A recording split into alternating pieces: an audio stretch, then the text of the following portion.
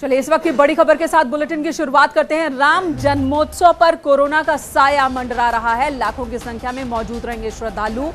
25 मार्च से श्रद्धालुओं का आना शुरू हो जाएगा और इससे पहले रामलला को अस्थायी मंदिर में शिफ्ट किया जाएगा 24 मार्च को, और 25 मार्च से शुरुआत हो रही है नवरात्रों की। और नवरात्रों के दौरान अयोध्या में राम मेला लगाया जाता है। हर साल भव्य आयोजन होता है। 9 दिनों तक भगवान राम की पूजा अर्चना होती है और इस मेले पर भी अब कोरोना का साया मंडरा रहा है।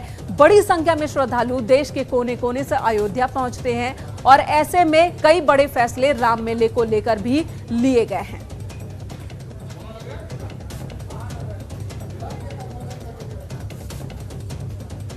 पूरे देश से लाखों की संख्या में श्रद्धालु अयोध्या में होते हैं, भगवान राम की जन्मस्थली में होते हैं। और इस बार जो अंतर है वो ये कि अस्थायी मंदिर में शिफ्ट किया जाएगा 24 तारीख को रामलला को, क्योंकि जो जन्म स्थान है वहां पर मंदिर का निर्माण शुरू किया जाना है। और इसी बीच जो मेले का आयोजन, उस पर कोरोना का संकट, सीएम योगी आदित्यनाथ भी मौजूद रहेंगे।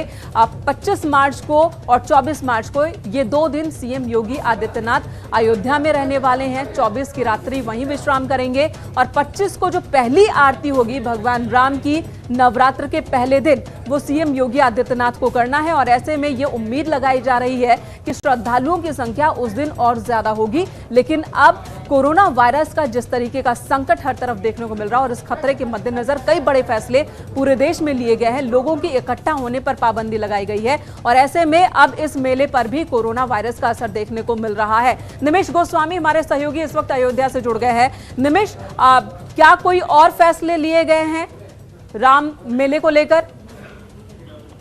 जी देखिए, अभी मेले को लेकर कोई फैसला नहीं लिया गया है, लेकिन प्रशासन यहाँ पर अलर्ट है। हालांकि सीएमओ ने बीते दिनों एक पत्र लिखा था, उसमें जिलाधिकारी से कहा था कि इस मेले को यथासंभव हो सके तो उसको पोस्टपोन कर दिया। लेकिन फिर जिलाधिकारी ने इस पर इतना बड़ा मेला होता है, बड़ी संख्या में श्रद्धालु यहाँ पर आते हैं, तो इस पर रोक लगना तो संभव नहीं है। इसको लेकर जिलाधिकारी ने तमाम तरीके कैंपेन चला रखे हैं। उन्होंने साफ सफाई बचाव के जो अभियान है वो उसके बारे में लोगों को जागरूक कर रहे हैं। तमाम स्वास्थ्य सेवाएं स्वयंसेवी संस्थाओं के माध्यम से वो जगह में जागरूकता के माध्यम से, पोस्टर और बैनर के माध्यमों से लोगों को जागरूक करें। हालांकि जिले में भी पॉजिटिव कोरोना का कोई मामला सामने नहीं आया है जी, इसलिए एहतियातन कदम कई उठाए जा रहे हैं। निमिष, धन्यवाद इस वक्त पूरी जानकारी देने के लिए। इधर सीएम योगी आदित्यनाथ ने सिंचाई विभाग में भ्रष्टाचार को लेकर जांच के आदेश दे दिए हैं और खबर यह है कि टेंडर देने में करप्शन किया गया, जिसे लेकर सरकार ने सिंचाई और जल संसाधन विभाग के पूर्व हेड भूपेंद्र शर्मा के खिलाफ जांच का आदेश दिया है। भूपेंद्र शर्मा की मुश्किलें अब बढ़ती दिख रही हैं।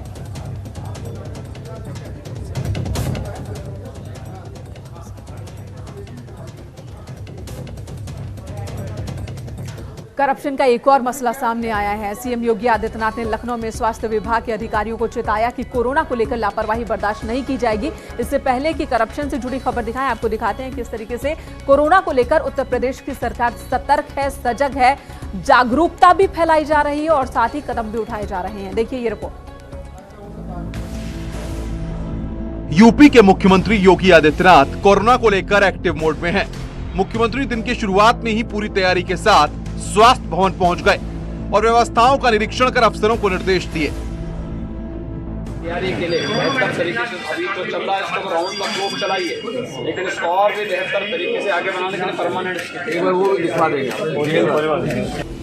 कोरोना को लेकर कंट्रोल रूम के साथ तमाम इंतजामों की जानकारी देते हुए मुख्यमंत्री योगी आदित्यनाथ ने कहा है कि सरकार अपने स्तर पर पूरी तैयारी कर रही है और लोगों को जागरूक किया जा रहा है। जगह जगह हम लोगों ने बड़े बड़े होर्डिंग के माध्यम से कोरोना के बारे में जागरूकता, उससे बचाव, उसके उपचार, उसकी रोकथाम के बारे में, और ये जो लखनऊ में दिखाई दे रहा है यह पूरे प्रदेश के अंदर सभी 60,000 ग्राम पंचायतों में, 653 से अधिक नगर निकायों में, 1,58,000 से अधिक जो हमारे बेसिक शिक्षा परिषद के विद्यालय, माध्यमिक शिक्षा परिषद, उच्च शिक्षा से जुड़े हुए। सीएम वीसी करके सबको अलर्ट मोड पर रखे हुए हैं ताकि किसी भी स्थिति से निपटा जा सके और कोरोना से सब मिलकर लड़ सकें। लखनऊ से न्यूज़ 18 के लिए अलाउद्दीन की रिपोर्ट। इधर विपक्ष एक बार फिर सड़कों पर है। योगी सरकार के फैसलों के खिलाफ विपक्ष एकजुट हो गया है। सरकार के फैसलों को लोकतंत्र के खिलाफ बताकर विपक्ष सरकार पर निशाना साध रहा है। सीएए के विरोध के नाम पर हिंसा फैलाने वाले आरोपियों के पोस्टर लगाने से उठे विवाद के बाद योगी सरकार ने जहां एक और सरकारी और निजी संपत्ति के नुकसान की वसूली के लिए अध्यादेश लाई, तो वहीं दूसरी ओर अब सरकार ने शिकंजा कसने के लिए क्राइम ट्रिब्यूनल बनाए जाने का ऐलान कर दिया है, जिससे विपक्ष बौखला गया है। और इस ट्रिब्यूनल के पास ये अधिकार होगा कि आरोपी की संपत्ति अटैच कर सकता है और जो लोग हिंसा करेंगे उनकी फोटो को भी सार्वजनिक स्थलों पर लगाया जाएगा, जिससे प्रदेश की जनता ऐसे हिंसा करने वाले दंगाइयों को पहचान सके। योगी सरकार के इस रुख को लेकर सपा, कांग्रेस, रालोद और प्रसपा जैसे दल न सिर्फ योगी सरकार की कार्यप्रणाली पर सवाल खड़ा कर रहे हैं, बल्कि इसे लोकतंत्र के लिए खतरा करार दे रहे हैं। राजा अपने ईगो को सेटिस्फाई करने के लिए कुछ भी करने को तैयार है और लोग उनकी मदद करने के लिए भी तैयार हैं।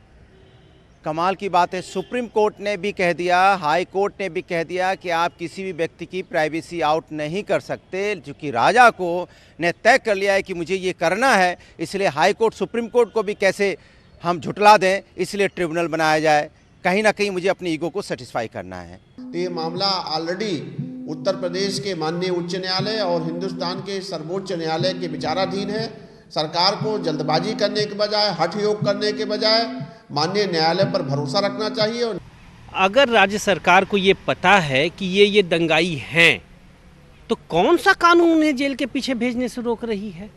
कौन सा कानून उन्हें वसूली से रोक रहा है? दरअसल उन्हें दंगाइयों से वसूली में रुचि नहीं है, उन्हें अपनी खींच मिटानी है। सरकार जहां दंगाइयों पर नकेल कसने को लेकर कमर कसी हुई है, वहीं विपक्ष सरकार के फैसलों पर हमलावर है और सियासत का कोई मौका छोड़ना नहीं चाहता। लखनऊ से न्यूज़ 18 के लिए राजीव सिंह की रिपोर्ट। तो विपक्ष चाहे कितना भी हंगामा क्यों ना करे, सरकार इस बात को तैयार नहीं है कि लखनऊ के चौराहों से पोस्टर हटाए जाएं। पोस्टर हटाने की आज आखिरी तारीख थी, लेकिन सरकार ने अब तक चौराहों से पोस्टर नहीं हटाया है और अब सरकार ने हाईकोर्ट से कुछ और वक्त की मांग की है। हाईकोर्ट के आदेश के मुताबिक सरकार ने एक हलफनामा हाईकोर्ट में दाखिल कर दिया। दरअसल हाईकोर्ट के आदेश के मुताबिक 16 मार्च तक किसी भी हाल में लखनऊ की सड़कों से पोस्टर हटाकर रजिस्ट्रार के सामने एक रिपोर्ट पेश करनी थी। सरकार ने रिपोर्ट तो पेश कर दी, लेकिन लखनऊ की सड़कों से दंगाइयों के पोस्टर नहीं हटाए, क्योंकि इस मामले की सुनवाई सुप्रीम कोर्ट में लंबित है, जिसको आधार बनाकर सरकार ने हाईकोर्ट से समय की गुहार लगाई है। सरकार ने हलफनामे में लिखा है, दंगाइयों के पोस्टर मामले की सुनवाई सुप्रीम कोर्ट में लंबित है, इसलिए सरकार को कुछ और समय दिया जाए।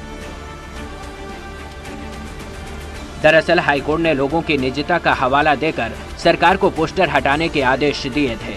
इस फैसले को सरकार ने सुप्रीम कोर्ट में चुनौती दे दी, जिस पर सुप्रीम कोर्ट की 3 जजों की बेंच सुनवाई करेगी, लेकिन सुप्रीम कोर्ट ने हाईकोर्ट के आदेश पर रोक नहीं लगाई है।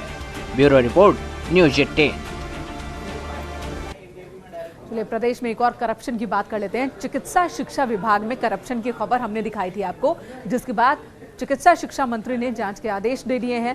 एक तरफ विभाग में अब हड़कंप मचा हुआ है, तो दूसरी तरफ प्रमुख सचिव रजनीश दुबे की मुश्किलें बढ़ गई हैं, क्योंकि इस पूरे घपले के जो सूत्रधार हैं वही नजर आ रहे हैं। प्रदेश के 20 मेडिकल कॉलेजों में फर्नीचर खरीद में जमकर घोटाला हुआ। न्यूज़ 18 ने इस खबर को प्रमुखता से दिखाया। हमने बताया कि कैसे डीजीएमई ने नियमों का उल्लंघन करते हुए एक निजी कंपनी को फायदा पहुंचाया। नजर डालें तो स्पष्ट है कि एकेटीयू में एक लंबी जांच में इसका प्रकरण लंबित है। वहीं दूसरी तरफ इनकम टैक्स की भी एक जांच गीकेन की प्रति चल रही है। गीकेन, जो कि एक दागी कंपनी है, उसे बिना टेंडर के फर्नीचर के ठेके दे दिए गए। इन कॉलेजों में मेडिकल उपकरण का ठेका भी गीकेन को ही मिल गया। कुल 250 करोड़ के फर्नीचर का कॉन्ट्रैक्ट गीकेन ने हासिल किया। अंदर की खबर ये है कि गीकेन के मालिक विजय पांडे और प्रमुख सचिव रजनीश दुबे की दोस्ती ने इस करप्शन को अस्तित्व दिया। इस खबर को दिखाए जाने के बाद सभी ऑर्डर रद्द कर दिए गए हैं। उसमें जांच दे दी गई है, जैसे जांच आएगी वैसे कार्रवाई होगी। कहीं ऐसा नहीं लग रहा है कि सर वरिष्ठ अधिकारियों की काफी ज्यादा संलिप्तता है इसमें? देखिए, जो भी जांच रिपोर्ट आएगी उसके हिसाब से तुरंत कार्रवाई होगी। सभी मेडिकल कॉलेजों से अभी तक की खरीद का ब्यौरा मांगा गया है। 16 मार्च तक उन्हें ये जानकारी जांच टीम को उपलब्ध करानी है। उम्मीद है जल्द ही दूध का दूध और पानी का पानी हो जाएगा। लखनऊ से प्रशांत पांडे की रिपोर्ट। और अब बात कांग्रेस की करते हैं, जो कि उत्तर प्रदेश में अपनी सियासी जमीन को जिंदा बनाए रखने के लिए लगातार हंगामा कर रही है और किसी न किसी मुद्दे को उठाने की कोशिश कर रही है। इस बार महंगाई को ढाल बनाया है कांग्रेस ने। महंगाई को मुद्दा बनाकर कांग्रेस के कार्यकर्ता यूपी के अलग अलग शहरों में सड़क पर उतरे और केंद्र और राज्य की बीजेपी सरकार पर हमला बोला।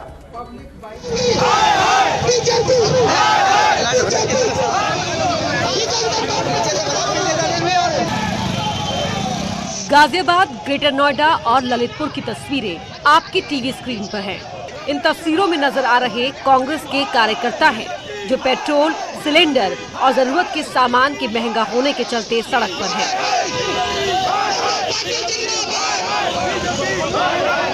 सबसे पहले बात गाजियाबाद कलेक्ट्रेट पर सैकड़ों की तादाद में कार्यकर्ता जमा हुए और बीजेपी सरकार के खिलाफ नारेबाजी की। कार्यकर्ताओं ने आरोप लगाया कि बीजेपी सिर्फ अमीरों की सरकार है, गरीबों की इसे कोई चिंता नहीं। भारतीय जनता पार्टी की सरकार का हिंदुस्तान के किसान से, हिंदुस्तान के गरीब से, हिंदुस्तान के मजलूम से, हिंदुस्तान के बेरोजगारों से, हिंदुस्तान की महिलाओं से, हिंदुस्तान के ऐसे वर्ग से जो हैंड टू माउथ है, जो रोज कमा के खाने वाला व्यक्ति है, उससे कोई सरोकार नहीं है। ग्रेटर नोएडा में भी लगभग ऐसी ही तस्वीर देखने को मिली। सूरजपुर के डीएम ऑफिस पर कांग्रेस के कार्यकर्ताओं ने घेराव किया। हाथों में सरकार हाय हाय के पोस्टर बैनर लेकर जमकर नारेबाजी की। प्रदर्शनकारियों ने हाल ही में महंगे हुए पेट्रोल को लेकर सरकार पर निशाना साधा। अब देखो, इंटरनेशनल बाजार में क्रूड ऑयल की जो कीमत है, कच्चे तेलों की जो कीमत है, वो कितनी निम्न स्तर पर है। तो हमें यहाँ पर पेट्रोल डीजल क्यों नहीं सस्ता कर रहे ये लोग। वहीं ललितपुर के घंटाघर चौक पर भी कांग्रेस के कार्यकर्ता इकट्ठा हुए। राज्यपाल को संबोधित एक ज्ञापन भी एसडीएम को सौंपा। कार्यकर्ताओं ने बीजेपी सरकार को महंगाई और करप्शन पर काबू पाने में नाकाम बताया। कहना था कि कांग्रेस के राज में जो कुछ बना उसे बीजेपी की सरकार मिटाने पर तुली हुई है। आज सारी संस्थाओं को उन्होंने निजीकरण कर दिया है। जो कांग्रेस पार्टी ने देश को बनाया था, ये भाजपा सरकार पूरे देश को मिटाने में लगी है। देश भर में कोरोना को लेकर अलर्ट है। लोगों से अपील की जा रही है कि भीड़ भाड़ वाली जगहों पर ना जाए और ऐसे में कांग्रेस के कार्यकर्ता बड़ी संख्या में इकट्ठा होकर सरकार को महंगाई पर घेरने की कोशिश कर रहे हैं। ये सच है कि महंगाई है, ये सच है कि महंगाई के चलते आम आदमी परेशान है, लेकिन ये भी सच है कि इस वक्त कोरोना का संकट ज्यादा बड़ा है। ऐसे में बड़ा सवाल ये है कि नेशनल इमरजेंसी के दौरान इस तरह भीड़ जुटाना किस तरह की सियासत है। Bureau report, news 18।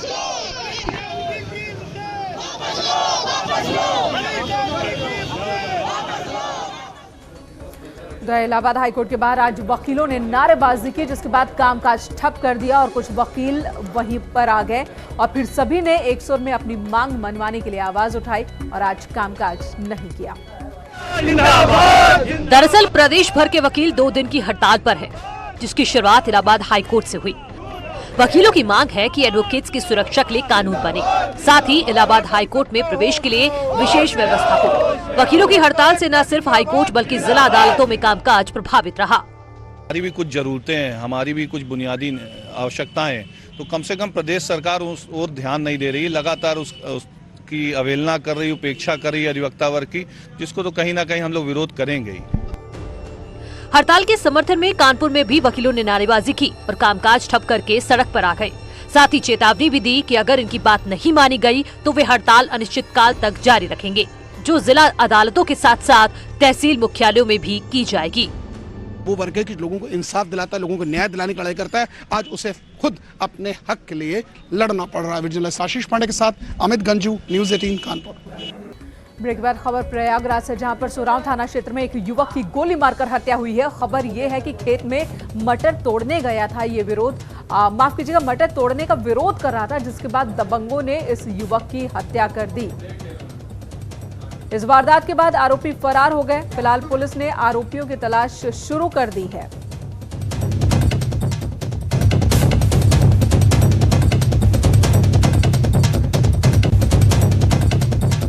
रुकेंगे एक और ब्रेक।